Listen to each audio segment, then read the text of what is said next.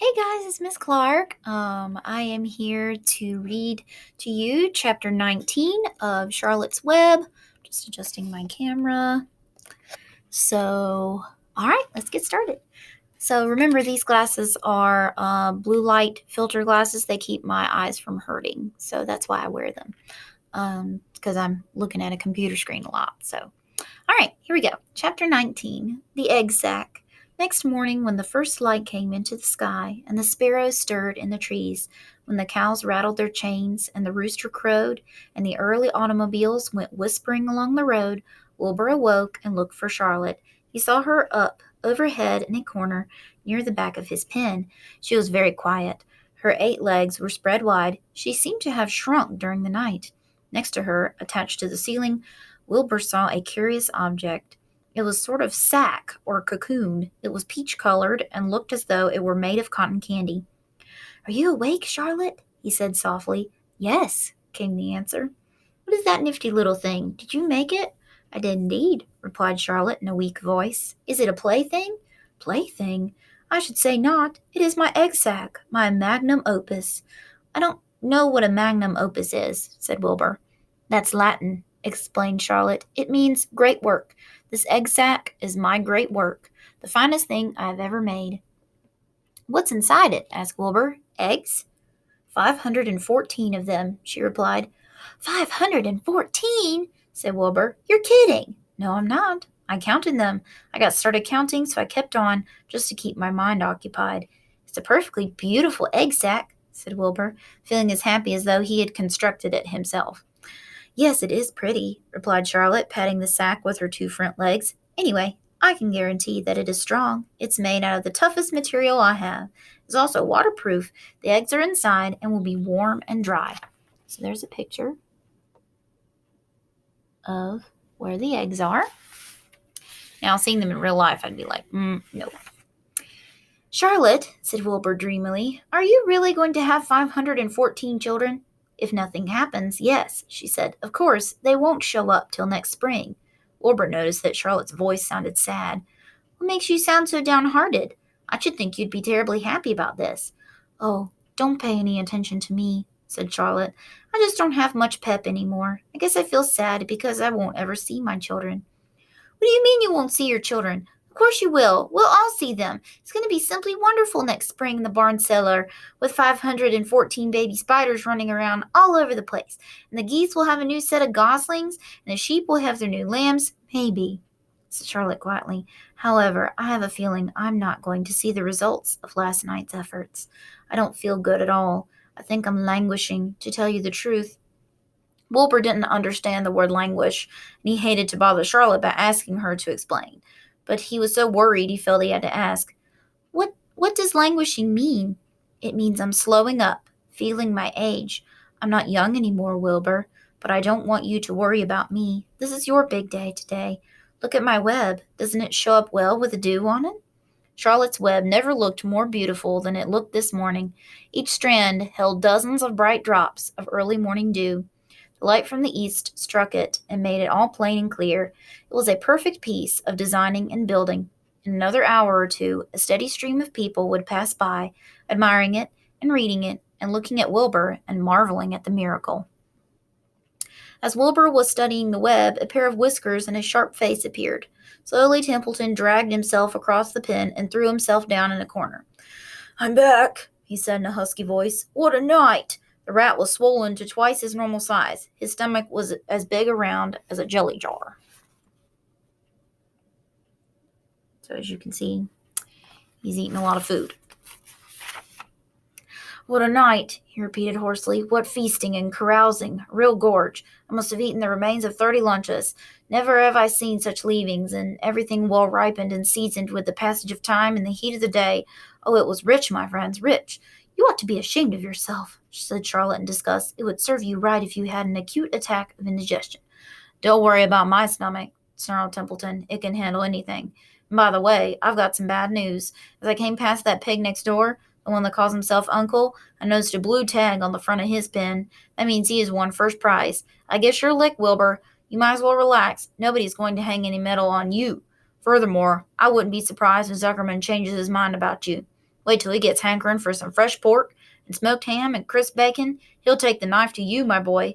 Be still, Templeton, said Charlotte. You're too stuffed and bloated to know what you're saying. Don't pay any attention to him, Wilbur. Wilbur tried not to think about what the rat had just said.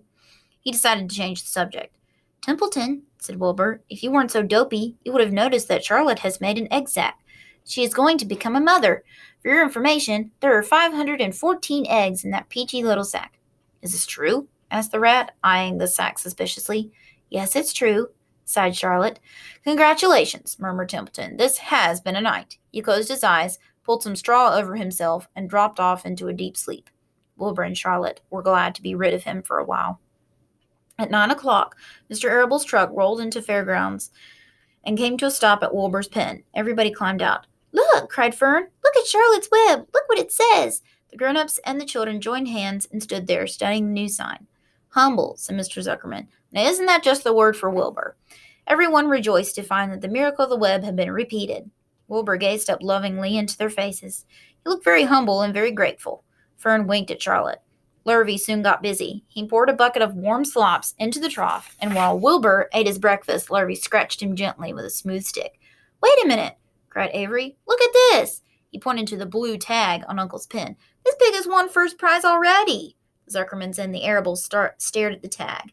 Mrs. Zuckerman began to cry. Nobody said a word. They just stared at the tag.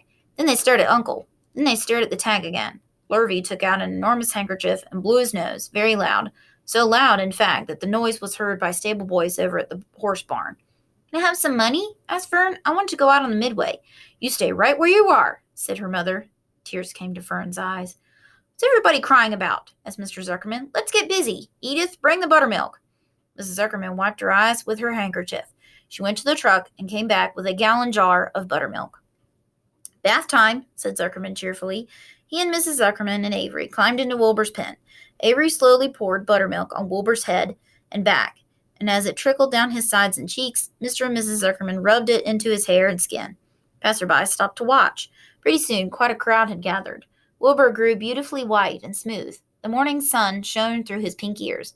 He isn't as big as that pig next door, remarked one bystander, but he's cleaner. That's what I like. So do I, said another man. He's humble, too, said a woman, reading the sign on the web. Everybody who visited the pig pen had a good word to say about Wilbur.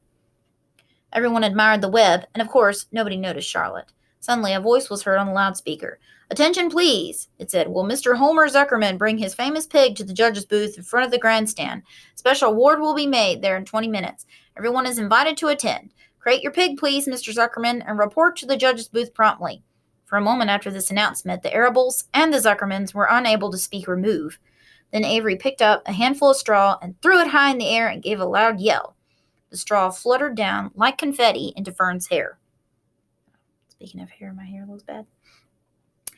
Mr. Zuckerman hugged Mrs. Zuckerman. Mr. Arable kissed Mrs. Arable. Avery kissed Wilbur. Lurvy shook hands with everybody. Fern hugged her mother.